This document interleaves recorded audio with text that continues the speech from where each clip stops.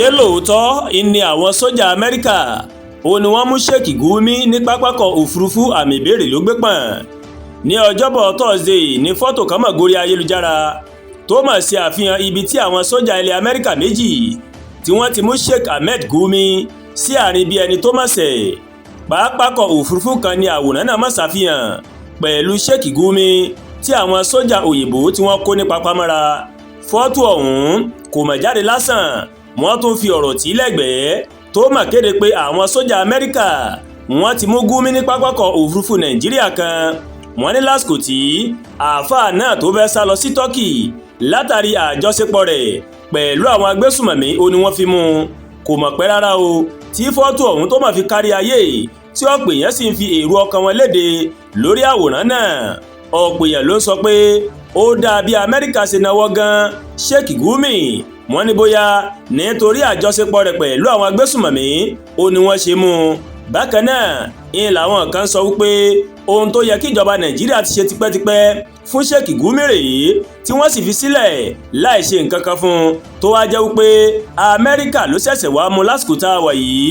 ṣùgbọ́n òtítọ́ wo ló wà nídìí ọ̀rọ̀ yìí? bí fọ́tò yìí bó ṣe gbòde kan tí èrò aráàlú lórí rẹ̀ kò sì fi ara rọ̀.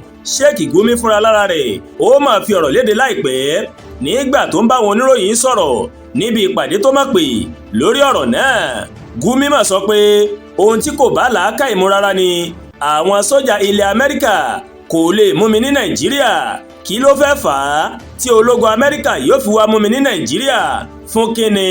ẹ̀rọ artificial intelligence AI ó ní wọ́n fi ṣètò fọ́tò yẹn. kódà ẹni tí kò tiẹ̀ dá nǹkan kan mọ̀ gan yóò mọ̀ pé AI ni. bẹ́ẹ̀ ni Gumi ṣàlàyé ó ní àwòrán aṣinilọ́nà pátágbà tí kò sì yẹ káwọn èèyàn gbàgbọ́. Sheikh Gumi wá sọ pé wọn kò mú òun o, òun sì wà ní àlàáfíà àti òmìnira ní Nàìjíríà. irọ́ ni àwọn tó gbé fọ́tò ọ̀hún jáde fi pa.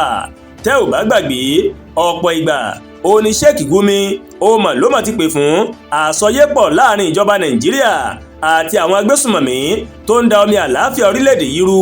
nígbà tí Amẹ́ríkà sọ àdó olóró sí apá kan ìpínlẹ̀ Sokoto ní ọjọ́ ọdún Kérésìmesì tó kọjá, Sheikh Gumi ó mà tako ìgbésẹ̀ Amẹ́ríkà náà.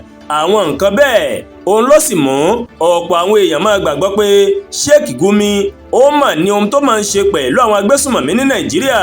bó tilẹ̀ jẹ́ pé ọ̀pọ̀ ìgbà ìní àáfàá náà ló ti ní kò sóhun tó jọ bẹ́ẹ̀ rárá o.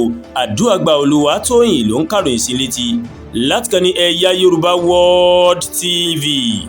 bẹ́ẹ̀ ṣe ń wò wá ẹ máa bá wa like, ẹ máa share, ẹ máa comment. ẹ má tún gbàgbé láti bá wa subscribe sórí YouTube channel wa kẹ́ wá bá wa tẹ notification bell láti lè máa ètò wa lọ́kọ̀ọ́jọ̀kan tó bá ti gorí ìkànnì yìí. a kù sí mi òpin ọ̀sẹ̀ ọ̀pọ̀ ẹ̀ báyìí lèmi àti yín ṣe lókè ìpẹ́ o. àmín.